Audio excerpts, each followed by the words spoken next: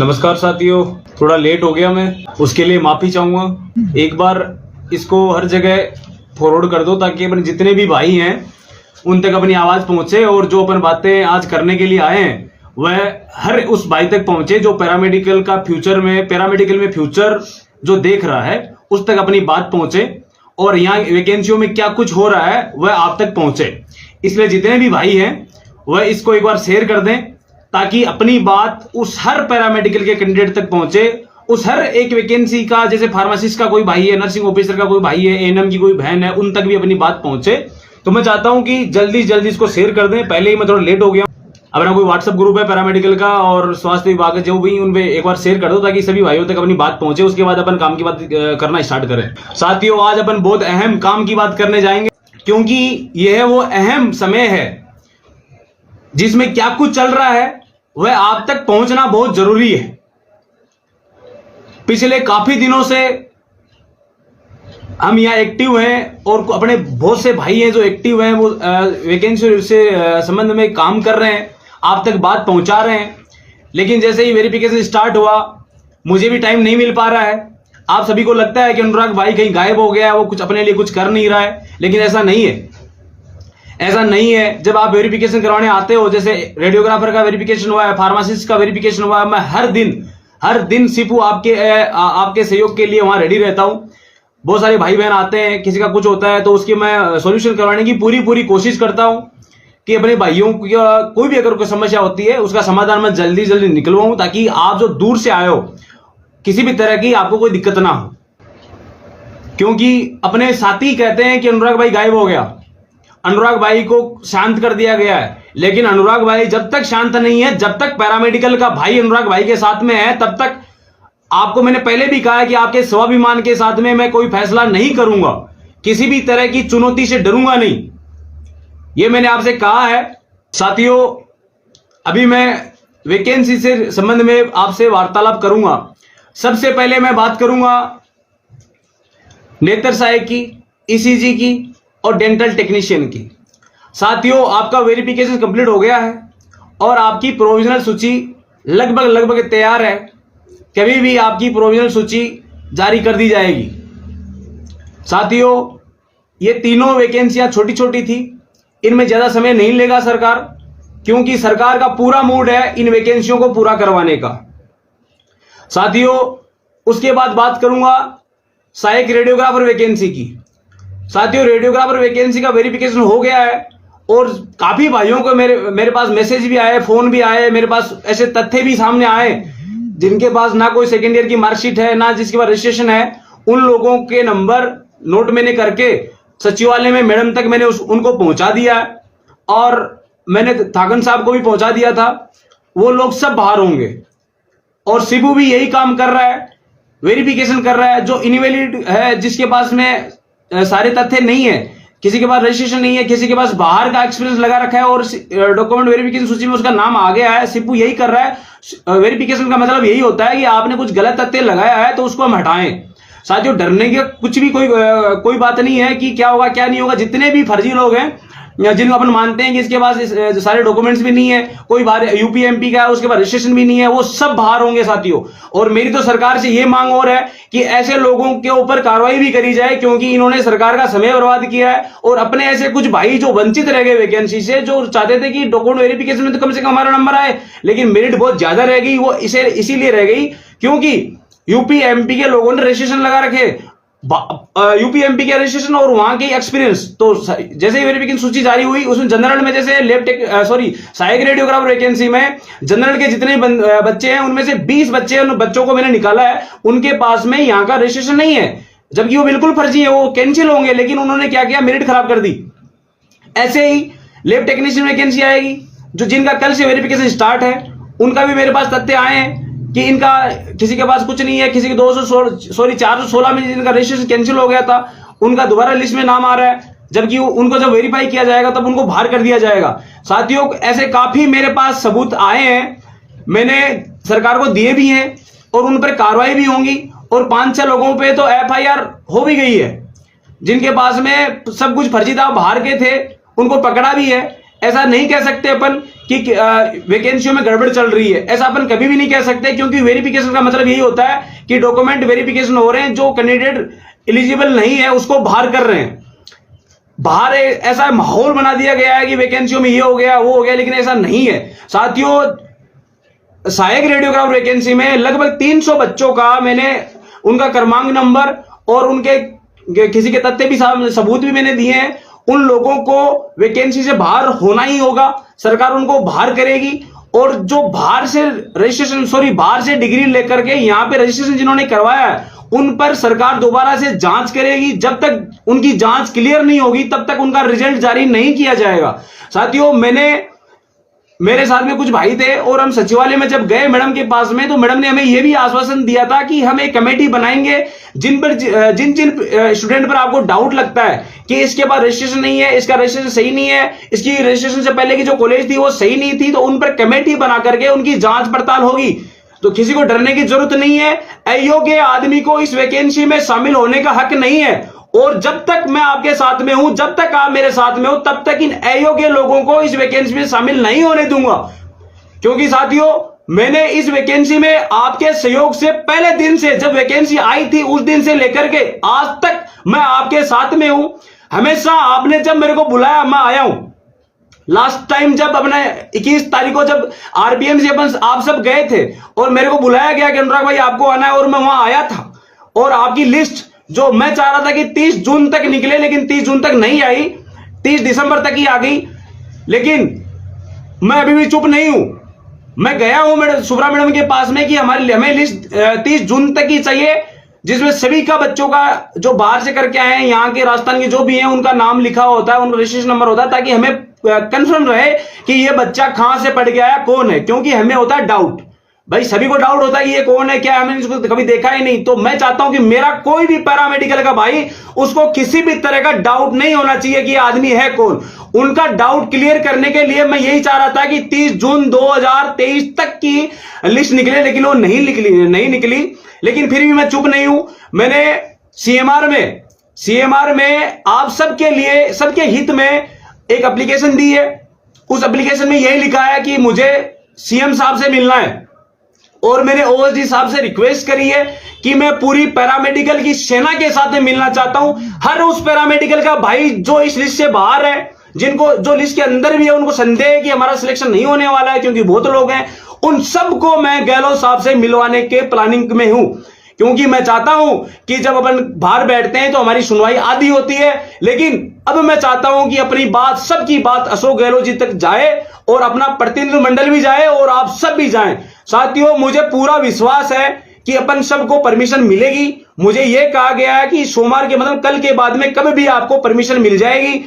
और परमिशन मिलते ही, मैंने परमिशन मांगी है, मेरे अकेले की नहीं मांगी है, मैंने मांगी है कि मेरे साथ में आप जितने भी पैरामेडिकल 17,000 स्टूडेंट हैं उनके साथ में मैं जाऊंगा। मैंने ये कहा है कि मैं सबके साथ में आपके घर यहां शांतिपूर्वक तरीके से यहां बैठकर, सीएम साहब हम आपको अवगत करवाना चाहते हैं कि हमारी वैकेंसी में हमें इन पे संदेह है, तो हम साफ सुथरे तरीके से सब कुछ चाहते हैं। जो लोग इन वैकेंसियों में अंगुली कर रहे हैं, शुरू से ही कर रहे थे और दोबारा कर रहे हैं, उन लोगों को इन वैकेंसियों से दूर रखना है। यह मैं सीएम साहब को अवगत करवाऊंगा। तो जैसे साथियों मेरे को समय मिल जाएगा सीएम साहब, सीएमआर से, तो मैं ये प्रार्थना करता हूं ईश्वर से कि मुझे पूरी सेना के साथ में पूरा पैरामेडिकल परिवार साथ में मिले। मैं ये चाहता हूं अगर फिर भी 5 या 10 लोगों की परमिशन मिलेगी तो वो भी आप सब में से ही कोई एक होगा। आप में से मैं अकेला, बाकी 9 आप में से कोई होंगे, और अपन सब लोग जाकर के सीएम साहब से सारी बातें कहेंगे। आज भी सीएम साहब का जोधपुर में दौरा था, लेकिन वो किसी कारणवश अपने भाई उन तक नहीं पहुंच पाए। आज भी पूरी प्लानिंग थी कि सीएम साहब को स्वयं को अवगत करवाएं कि हमारे साथ क्या क्या हो रहा है, हमें क्या क्या संदेह हो रहे हैं, क्या क्या डाउट हो रहे हैं। जबकि स्वास्थ्य विभाग बढ़िया तरीके से काम कर रहा है, सीपू बढ़िया तरीके से काम कर रहा है, सारे अधिकारी बढ़िया तरीके से काम कर रहे हैं, लेकिन जो चीज हम चाह रहे हैं वो हमें नहीं मिल पा रही है। साथियों, कल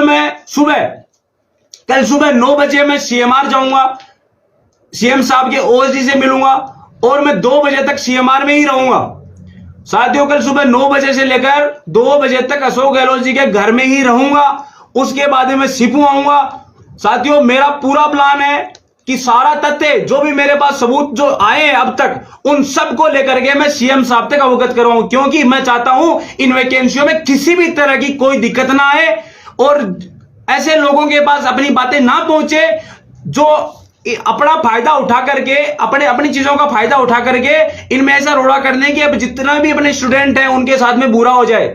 ऐसा नहीं चाहता हूं, क्योंकि पहले ही लोगों ने कमियां नहीं छोड़ी है बर्बाद करने में, क्योंकि मामला कोर्ट में था। और साथियों, जब मामला कोर्ट में था तब हमने बहुत कोशिश की थी, हमें ईश्वर से दुआ करते थे, वकीलों से मिलते थे कि साहब कैसे जैसे करके हमारी वैकेंसियों को बचा लिया जाए। हम सीएम साहब से मिले कि साहब हमारी वैकेंसियों को बचा लिया जाए। वो तो भला हो फार्मासिस्ट टीम का, जिन्होंने सीएम साहब से मिलकर के, अलग से मिलकर के, विनोद नेहरिया जी हैं, मोहित जी हैं, उन्होंने मिलकर के एजी साहब को खड़ा करवाया। उनका भला हो, इसलिए अपन केस जीत गए थे, वरना लोग बाग चाह रहे थे कि इन वैकेंसियों को एग्जाम बेस की जाए। साथियों, मैं ना तो एग्जाम के बेस में फेवर में था, ना सीधी मेरिट में। मैं ये चाहता था वैकेंसी आए, जिस भी तरीके से आए सबका सिलेक्शन हो और सबका सिलेक्शन हो और लोग बाग जितने भी हैं ज्यादा से ज्यादा इस वैकेंसी में हिस्सा लें और सब अपनी किस्मत आजमाएं। लेकिन लोगों ने क्या किया, इन वैकेंसियों को गुमराह करने का ऐसा काम किया, ऐसा षड्यंत्र रचा जिससे वैकेंसियों में देरी होने की संभावना थी। लेकिन जब एजी साहब आए तब कल 18 तारीख को जब रिजल्ट आया फाइनल की नहीं, ये वैकेंसियां जिस मेथड से आई थी, जिस रूल से आई थी, उसी नियम से पूरी होंगी। उस दिन मैंने भगवान से ये दुआ करी, साहब आपने बहुत अच्छा फैसला करा है। अगर कल को दूसरा फैसला हो जाता कि नहीं इन वैकेंसियों में एग्जाम होनी है, तो क्या साथियों एग्जाम हो पाती? क्योंकि इतना अपने पास टाइम नहीं है। पहले भी फार्मासिस्ट वैकेंसी पिछले 10 साल से अटकी पड़ी थी।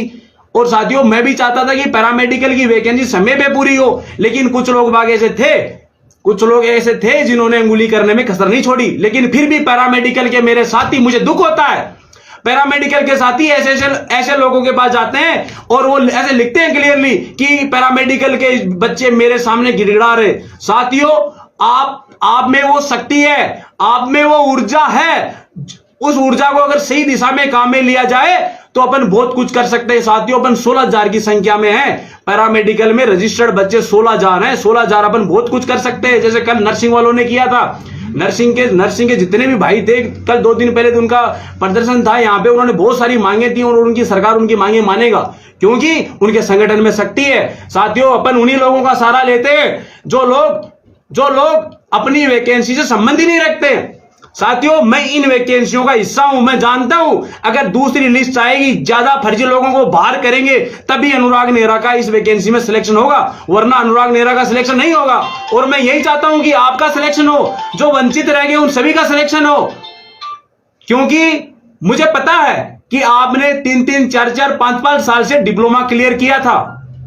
इसलिए मैं आपका जो समय था उसको बर्बाद होते हुए नहीं देखना चाहता। मैं ये चाहता हूं आपका सिलेक्शन हो, मैं ये चाहता हूं मेरा भी सिलेक्शन हो। मैं चाहता हूं उस गरीब परिवार का जो भाई दूर दूर से आता है, कभी वो उदयपुर से आता है, कभी वो जोधपुर से आता है, कभी कोटा से, कभी भरतपुर से, हर जगह की टीम हर बार आती है। जब आती है वो रिजल्ट लेकर के भी जाती है। लेकिन अब मैं चाहता हूं आपकी जो ऊर्जा है, जैसे सीएम साहब से मिलने का समय मिले, आप सबसे मेरा निवेदन रहेगा, आपसे रिक्वेस्ट रहेगी कि आप सब लोग उस दिन आए और सीएम साहब के सामने बैठकर सीएम साहब को अवगत कराएं कि साहब हमारी वैकेंसी समय पे पूरी करवा दो और हमें ज्वाइनिंग जल्दी जल्दी दे दो। और जो फर्जी लोग हैं, फर्जी का मतलब जिनके पास में सर्टिफिकेट ही नहीं है, रजिस्ट्रेशन भी नहीं है, सेकेंड ईयर में फेल है, जिन्होंने बाहर से प्राइवेट कॉलेजों का एक्सपीरियंस लगा दिया है और प्राइवेट हॉस्पिटल का एक्सपीरियंस लगा दिया है, उन लोगों को सबको मुझे पता है, मुझे विश्वास है शिपू पे कि वो सबको बाहर कर रही है। लेकिन जब बाहर के लोगों के द्वारा माहौल बना दिया जाता है कि ये हो गया, फर्जीवाड़ा हो गया, साथियों फर्जीवाड़ा जो भी है वो सारा का सारा बाहर निकलेगा। और मैं तो आप सबसे कहता हूं, किसी के चक्कर में ना आए। अगर आपको किसी पे संदेह होता है कि ये आदमी डाउट में है, इसके पास में इसने कुछ कैसे जुगाड़ करके के कोई एक्सपीरियंस बनाया, ये करा है, साथियों मेरे पास में भी ऐसी बातें आती हैं कि फलाने आदमी ने जुगाड़ करके बना दिया। साथियों, उनको मैं नहीं छोड़ूंगा, चाहे मेरा पैसा लगे, चाहे मुझे कोर्ट का सहारा लेना पड़े, चाहे मुझे सरकार के सामने गिड़गिड़ाना पड़े, उन लोगों को मैं नहीं छोड़ूंगा। पहले भी कहा है मैंने कि इन वैकेंसियों में लीगल आदमी लगेगा, जो आदमी पढ़ा है, मेहनत करी है, पैसा नौकरी नहीं लगेगा।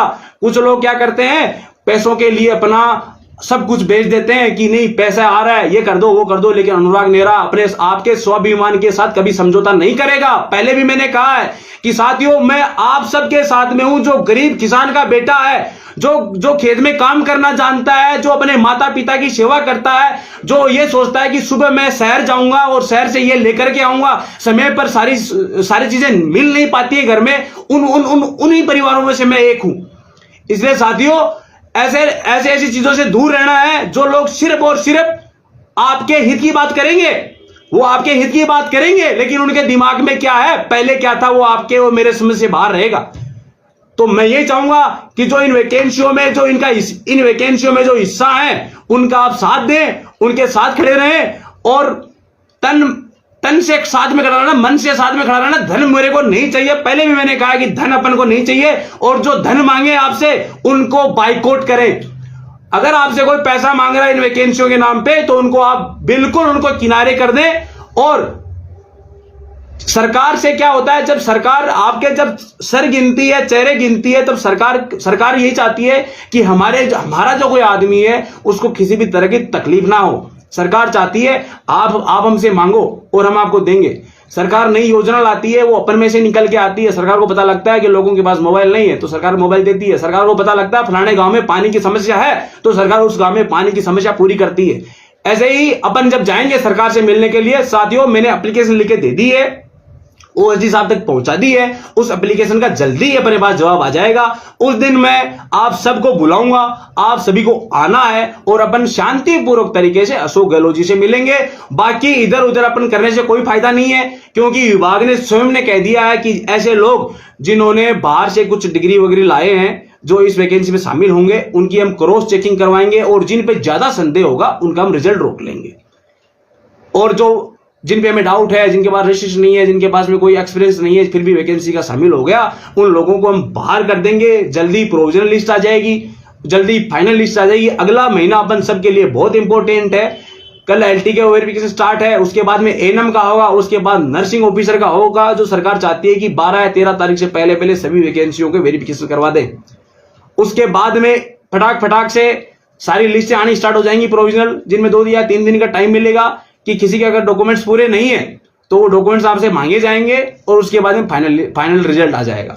रही बात, अगर मेरे कुछ भाई बहन कहते हैं कि दूसरी लिस्ट आएगी कि नहीं आएगी, साथियों दूसरी लिस्ट आने के चांस तब बनते हैं जब जैसे एआरजी में 1168 या 67 पोस्ट है, उनमें अगर वैलिड लोग विभाग को 900 लोग मिलते हैं या 800 मिलते हैं, 1000 भी मिलते हैं, यानी एक भी वैलिड लोग अगर नहीं मिल पाता है तो भी उनके लिए दोबारा से लिस्ट निकलेगी। यानी जितनी सीटें हैं उतने कैंडिडेट वैलिड नहीं मिलेंगे, तब दूसरी लिस्ट निकलेगी और वो लिस्ट अपन निकलवाएंगे। अपन सब मिलकर के सरकार से रिक्वेस्ट करके निकलवाएंगे। जॉइंट सेक्रेटरी साहब चाहते हैं कि आपको किसी भी तरह की डरने की जरूरत नहीं है। अगर कोई बाहर का है उनका हम कमेटी बना करके उनका रिजल्ट रोक देंगे। ये जॉइंट सेक्रेटरी साहब कहते हैं। ऐसे ही मैडम कहती हैं। मैडम से उनसे हमारी मीटिंग हुई थी, उनमें हमने सारे तथ्य दिए थे कि ऐसे ऐसे गड़बड़ हो रखी हैं जिनसे हमें डर है कि इनकी जांच हो पाएगी कि नहीं हो पाएगी, लेकिन उन्होंने क्लियर कहा है कि इन सब की जांच होगी।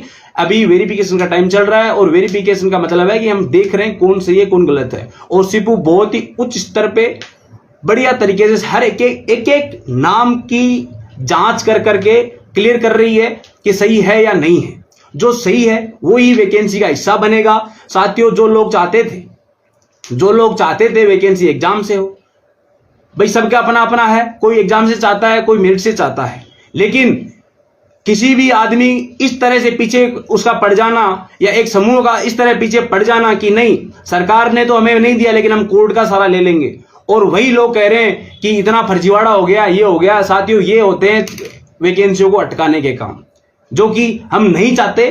कि पैरामेडिकल की, साथियों मैंने पैरामेडिकल को जब से आपने मेरे पे भरोसा किया उस दिन से पैरामेडिकल को मैंने गले लगा रखा है, पूरे पैरामेडिकल को, कि पैरामेडिकल में कोई बाहर का आदमी आकर के इन पे कोई दिक्कत ना कर दे। साथियों बाकी की वैकेंसियों पे कोर्ट केस हुआ था लेकिन पैरामेडिकल पे नहीं, क्योंकि आप सबकी दुआएं थी कि हमारी वैकेंसी पे किसी भी तरह की कोई दिक्कत ना आए, और अपनी वैकेंसी पे कोई दिक्कत नहीं आई। अगर अपनी वैकेंसी पे ऐसी दिक्कत आ जाती, साथियों अपने पैरामेडिकल समूह के पास इतना सामान नहीं है, अपने पास इतना, अपन जितने भी लोग हैं अपने पास इतना सामान नहीं है कि अपन ये जो दुख की घड़ी थी, कोविड का समय था, उसको अपन निकाल पाते, क्योंकि अपन में एकता नहीं है। अकेला आदमी करता है और वही अगर 10 लोग मिलकर करेंगे तो बहुत फटाक से काम हो जाता है। लेकिन जैसे आज अब मैं यहाँ हूं, मेरे साथ में अपने पैरामेडिकल साथियों, सुबह जैसे आज संडे था, आज ही मैं चुप नहीं था, आज ही मैं रेस्ट नहीं कर रहा था। मेरा गला इसका गवाह है, मेरे पैरों के छाले इसके गवाह हैं कि मैं चुप नहीं हूं।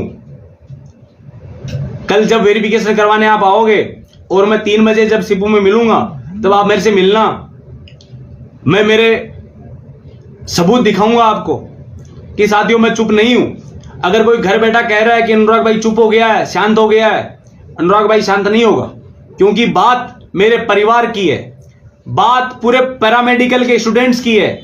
साथियों 18,000 परिवार पैरामेडिकल के, अगर पैरामेडिकल का कोई एक भाई जो मेरा पैरामेडिकल का है, उसके पूरे परिवार की मैं सोच रहा हूं, मैं ये सोच रहा हूं कि 18,000 पूरे परिवार, उस एक एक परिवार में खुशियां आए।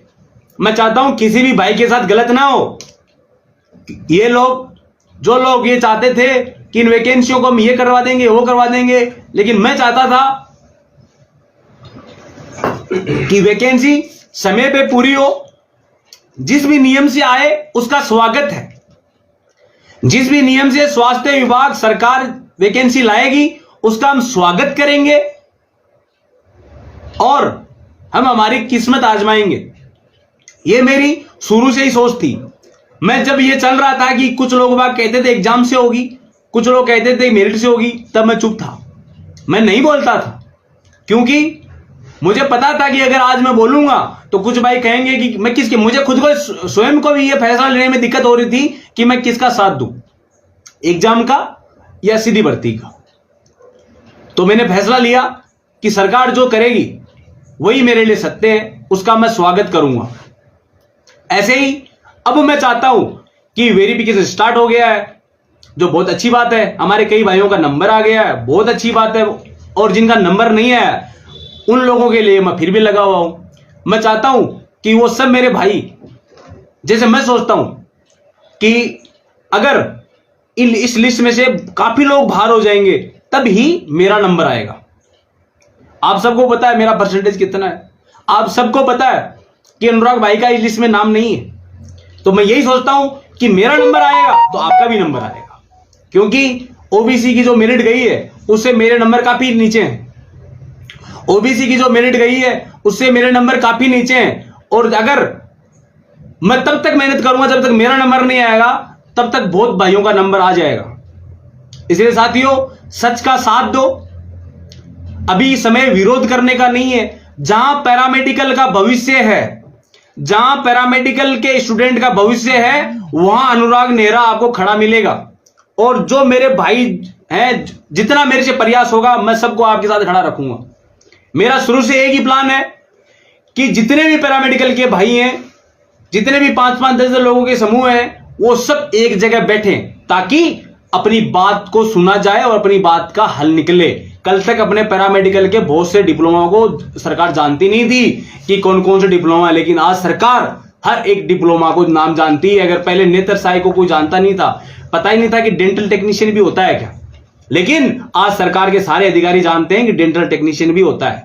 सरकार को पता है कि ब्लड बैंक का भी हमें, इनका भी सेवा नियम बनाना है और इनके लिए भी हम वैकेंसी निकालनी है। वो तभी संभव हो पा रहा है कि हम सब एक हैं। इसलिए भाइयों आपको अभी कहीं भी डरने की जरूरत नहीं है, वैकेंसियां सही समय पे हो रही हैं। और जो इलीगल लोग हैं, जिनके पास तथ्य नहीं है, मार्कशीट नहीं है, क्योंकि ऐसा कभी नहीं होगा कि अगर कोई सेकेंड ईयर का बच्चा अगर फॉर्म भर रहा है, अपेयरिंग का स्टूडेंट फॉर्म भर रहा है, तो वो ऐसा कभी नहीं करेगा कि उसके एनाटॉमी में या पैथोलॉजी में अगर 45 नंबर से वो पास होता है तो वो कभी नहीं लिखेगा कि मेरे 46 नंबर आएंगे। वो यही लिखेगा कि मेरे 86 नंबर आएंगे। सारे सब्जेक्ट में बड़ा बड़ा के ही लिखेगा, इसलिए उनकी परसेंटेज बन रही है 53, 55, इसलिए उन लोगों का नाम आ गया। अगर मेरे से फॉर्म भरवाया जाता, अगर मुझे पहले से सब कुछ पता होता और मैं ये अगर सोच रहा होता कि नहीं मेरे को तो कैसे जैसे करके फर्जी तरीके से मुझे तो वेरिफिकेशन करवाना है, तो क्या साथियों अगर मैं लिखता कि मेरे डिप्लोमा में 72% है, तो क्या मुझे को रोक पाता? लिख सकता था मैं लेकिन ऐसे ही अपने जो छोटे भाई हैं जिनके रिजल्ट नहीं आया है, जो फेल हैं या फिर इनके पास रजिस्ट्रेशन नहीं, उन्होंने यही किया है, इसलिए उनकी मेरिट ज्यादा बन रही है। कुछ लोगों को परसेंटेज निकालना नहीं आता था कि 70-30 कैसे होता है, उन लोगों ने ज्यादा परसेंटेज भर दिए, इसलिए उनका लिस्ट में नाम आया। सरकार ने स्कैनिंग करी थी, लेकिन सरकार ने यह फैसला लिया अगर हम स्कैनिंग करके रिजल्ट जारी करेंगे तो कोई भी कहेगा कि मेरे फॉर्म के साथ में ये छेड़खानी हुई है, मेरा फॉर्म रिजेक्ट कैसे हो गया, तो कितने सारे लोग कोर्ट में जाते हैं जो सरकार से कभी संभल ही नहीं पाते। इसलिए सरकार ने यह फैसला लिया कि जैसे आपने फॉर्म भरा है वो आपने भरा है वो सही भरा होगा, जैसे आपने फॉर्म भरा है वैसे ही उन्होंने बुला लिया।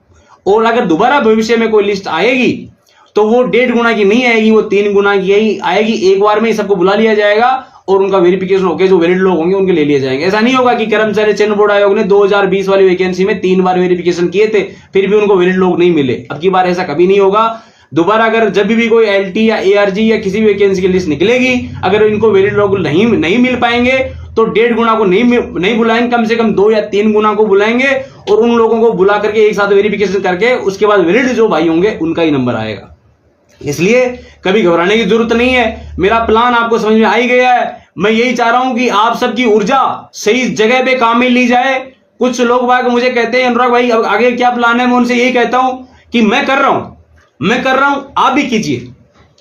ये नहीं मैं नहीं चाहता कि आप सब लोग यही करो कि नहीं अनुराग भाई कहेगा वही हमारे लिए सही है, ऐसा मैं नहीं चाहता हूं। आप जो कहोगे वही सही है, आप जो करोगे वही सही है। साथियों जब पदवर्दी हो रही थी तो अपने बहुत सारे भाई मैं उनके साथ में था, मैं इतना बड़ा नहीं हूं, मैं उनके साथ में था और वो मेरे साथ में थे जब जाके पदवर्दी हो पाई थी। साथियों पदवर्दी आसान काम नहीं था। साथियों दूसरी बार जब पदवर्दी हुई थी उसे 4 दिन पहले सरकार को हमने जब बनाया, सीएमआर जब गए तब सीएम साहब के वहां से हमें सूचना मिली कि ठीक है आपको इतने दिन पद और दे दिए जाएंगे। साथियों जो सूचना मिली थी वो मैंने आप तक पहुंचाई थी, उनमें से एक भी अगर पद ऊपर नीचे हुआ है तो आप मुझे कह सकते हो कि अनुराग भाई आपने हम तक सही बात नहीं पहुंचाई। साथियों अगर कोई डेट भी हम बताते हैं कि इस तारीख को ये होगा, साथियों वो सूचना गलत नहीं होती है, हो सकता है डेट ऊपर नीचे हो जाए, लेकिन फिर भी आप सबका प्यार बना रहता है, उसके लिए मैं बहुत बहुत धन्यवाद देता हूं। साथियों आज तक जो संघर्ष किया है, आज तक जो पसीना बहाया है, अपनी खुद की सेहत का भी ख्याल नहीं रखा है, साथियों उसमें आप सबका प्यार था। मुझे किसी से पैसा नहीं लेता हूं मैं, मुझे किसी से ऐसी कोई उम्मीद नहीं है कि मुझे कोई पैसा ला करके देगा, लेकिन वो सब आपका प्यार था। आपके प्यार के सहारे मैं खड़ा रहता हूं। मुझे पता है कि अगर कोई यहां दिक्कत होगी पैरामेडिकल के भविष्य में तो आप सब लोग मेरे साथ खड़े पाओगे, ये मुझे पूरा भरोसा है। इसलिए मैं सुबह से लेकर के शाम तक आपके लिए खड़ा रहता हूं। साथियों अपने ऐसे भाई जो नर्सिंग ऑफिसर के हैं, जैसे शंकर जी हैं, सियाराम जी हैं, वाजिद जी हैं, अनूप जी हैं, उदय जी हैं, जिन्होंने हमारे पैरामेडिकल का कंधे से कंधा मिला करके साथ दिया है, उनके संघर्ष को मैं कभी भूलूंगा नहीं। ऐसे ही फार्मासिस्ट के अपने भाई विनोद नरिया जी, मोहित जी, जिन्होंने हर जगह पैरामेडिकल के परिवार का साथ दिया है, उनको मैं कभी भूलूंगा नहीं।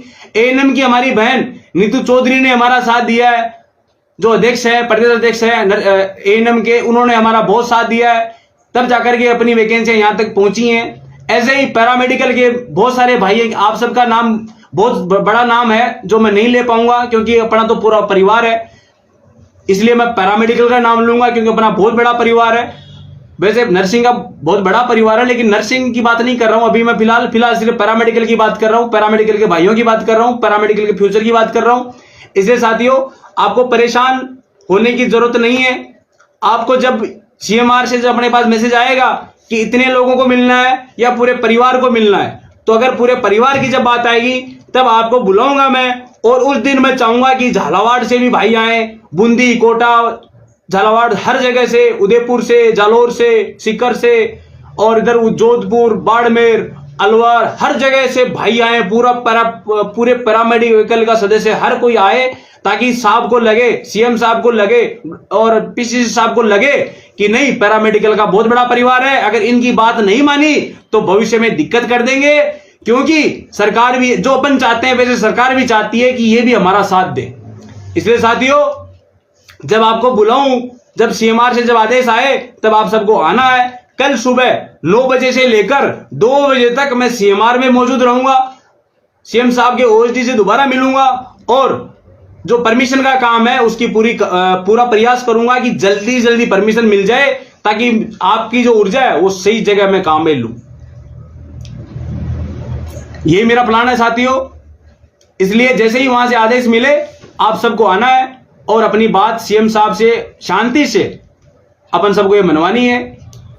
और साथियों कल 28 तारीख से लेकर के 31 तारीख तक लैब टेक्नीशियन के वेरिफिकेशन हो रहे हैं, जो शांतिपूर्वक होंगे। आप आराम से आइए और किसी भी तरह की कोई दिक्कत होती है, अगर कोई बात छूट जाती है, कुछ रह जाता है, तो वो मेरे तक पहुंचा दें या शिपू तक आप डायरेक्ट पहुंचा सकते हैं। शिपू का पूरा स्टाफ अपने साथ खड़ा है। कोई भी स्टाफ ये नहीं चाह रहा वहां का कि किसी के साथ कोई दिक्कत हो, किसी को परेशान किया जाए, ऐसा कभी नहीं होगा। जरूरी नहीं है आप मेरे को लेकर के जाएं या मुझे बताएं, नहीं, आप डायरेक्ट जा सकते हैं, आपकी बात सुनेंगे वो, क्योंकि ये पैरामेडिकल का परिवार है। साथियों अगर किसी भाई को कोई दिक्कत रहती है, जैसे कुछ भाइयों का परसेंटेज ज्यादा है और लिस्ट में उनका नाम नहीं आया, उन सब का नाम आ जाएगा, उनकी लिस्ट कल शाम तक उनकी लिस्ट आ जाएगी, वो लोग भी समय पर वेरिफिकेशन करवा देंगे। ऐसे ही साथियों इस बात को दोबारा याद रखना कि जो बाहर के लोग होंगे, जो जिन पे अपन को डाउट है, उनके लिए उनका रिजल्ट रोक लिया जाएगा, और अगर रोका भी नहीं जाएगा तो उनकी 2 बार क्रॉस चेक होकर के उनका वेरिफिकेशन होगा, तब जाकर के। साथियों नौकरी ऐसे नहीं लगती हैं, नौकरियां फ्री में नहीं बढ़ती हैं, नौकरियों के लिए बहुत कुछ करना पड़ता है, एग्जाम फाइट करनी पड़ती है, डिग्री डिप्लोमा लाने पड़ते हैं। साथियों नौकरी नहीं मिलती है ऐसे। हर सरकार में, हर राज्य की सरकार में यही है कि नौकरी सबसे बड़ा अगर कुछ बनता है सरकार का, कोई बड़ा प्रोग्राम है तो वो नौकरी है। इसलिए नौकरी, सरकारी नौकरी इजी वे में नहीं लगती है। हर एक डॉक्यूमेंट्स की अच्छे से जांच पड़ताल की जाएगी, उसके बाद आपका फाइनल सिलेक्शन होगा। इसलिए डरो मत कि इस भाई के पास सेकेंड ईयर की मार्कशीट नहीं है और फिर भी इसका वेरिफिकेशन होकर बाहर हो जाएगा। कुछ लोग हैं जिन्होंने स्पोर्ट्स पर्सन है और उन्होंने खरीद ला करके बना दिया, वो सब बाहर होंगे, वो सब बाहर हो जाएंगे जिनके पास स्पोर्ट्स पर्सन वाले हैं और वो सही है, नहीं है, ओलंपियड से अप्रूव नहीं हुआ है, वो सब बाहर हो जाएंगे। ऐसे मार्केट से जो लेकर के आए थे हरियाणा में 15-20 हज़ार रुपये में मिल रहे थे, वो जिन्होंने लगाया वो सोच रहे हैं हमारा सिलेक्शन हो जाएगा, वो सब बाहर हो जाएंगे। किसी ने तो एक्सपीरियंस भी लगाया बना करके, वो भी बाहर हो जाएंगे। और नॉन क्रिमिनल और क्रिमिनल का वो लगा रखा है जिसके पिताजी के 8 लाख। हाँ, जैसे कोई ऐसे लोग हैं जिनकी परिवार की आय 10-12 लाख रुपया है, सरकारी कर्मचारी, फिर भी उन्होंने फर्जी ईडब्ल्यूएस बना लिया स्कीम लगा करके, वो लोग भी बाहर होंगे। इसलिए डरो मत, मैं सच के साथ खड़ा हूं।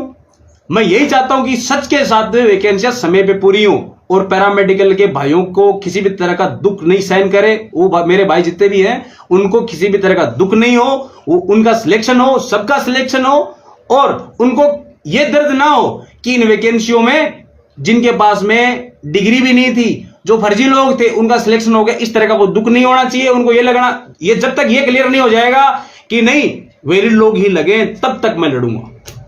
साथियों जब तक एक भाई का ये डाउट क्लियर नहीं हो जाएगा कि वैकेंसियों में वैलिड लोग ही लगे, तब तक मैं लड़ूंगा। आप जहां बुलाओगे वहां मैं खड़ा रहूंगा, जहां पैरामेडिकल के भविष्य की बात आएगी वहां मैं खड़ा रहूंगा। नमस्कार साथियों, अगर किसी भाई को आपको किसी भी तरह कोई क्वेश्चन पूछना है तो आप मेरे व्हाट्सएप नंबर पे मुझे फोन भी कर सकते हैं और अभी मैसेज भी कर सकते हैं, मैं आपके मैसेज का जवाब भी दूंगा। मेरा नंबर वैसे सबके पास में है, अगर फिर भी किसी भाई के पास मेरा नंबर नहीं है तो आप मेरा नंबर दोबारा लिख लीजिए 8058687848 8058687848। और ऐसे जो भाई जिनका रजिस्ट्रेशन होने से पहले का अगर एक्सपीरियंस बना हुआ है तो वो दोनों फंसेंगे। वो स्टूडेंट भी फंसेगा और जिस अथॉरिटी ने बना के दिया है वो भी फंसेगा। ये मुद्दा मैं सीएम साहब तक ही पहुंचाऊंगा और मैंने एसीएस मैडम तक ही ये मुद्दा पहुंचा दिया है। जिन लोगों ने रजिस्ट्रेशन से पहले एक्सपीरियंस लगा रखा है पहले की डेट का, उन सबको बाहर करेंगे, उन पे कानूनी कार्रवाई भी करवाएंगे। प्राइवेट संस्थानों से भी बना रखा है एक्सपीरियंस, जिन्होंने प्राइवेट से कर रखा है वो भी बाहर होंगे। नमस्कार साथियों, अगर किसी भी कोई बात अगर कोई पूछनी हो तो मेरे नंबर पे मैसेज जरूर करें और फोन भी कर दें, कोई दिक्कत नहीं है। अगर फिर किसी भाई का फोन नहीं उठा पाता हूं तो किसी भी तरह का वाद विवाद मत किया करो कि अनुराग भाई हमारा फोन नहीं उठा रहा, बात नहीं कर पा रहा। साथियों मैं आप ही के लिए लगा रहता हूं सुबह से शाम तक। मैं यही चाहता हूं कि पैरामेडिकल का जो मेरा भाई है उनके साथ किसी के साथ गलत ना हो, सबके साथ सही हो, सबके साथ में न्याय हो, अन्याय ना हो। इसलिए अगर कोई बात रह जाती है तो आप मेरे मोबाइल नंबर के जो व्हाट्सएप नंबर है जो मैंने अभी दिया है उसमें व्हाट्सएप कर दिया करो। सारी बातों का जवाब आपने मैसेज कर दिया, वो मेरे तक पहुंच गया। मैंने आज तक कभी भी किसी भाई का मैसेज डिलीट नहीं किया है। अगर 6 महीने पहले भी कोई मैसेज किया था वो भी मेरे मोबाइल में पड़ा है। ठीक है साथियों, मिलते हैं एक नई बात के साथ में।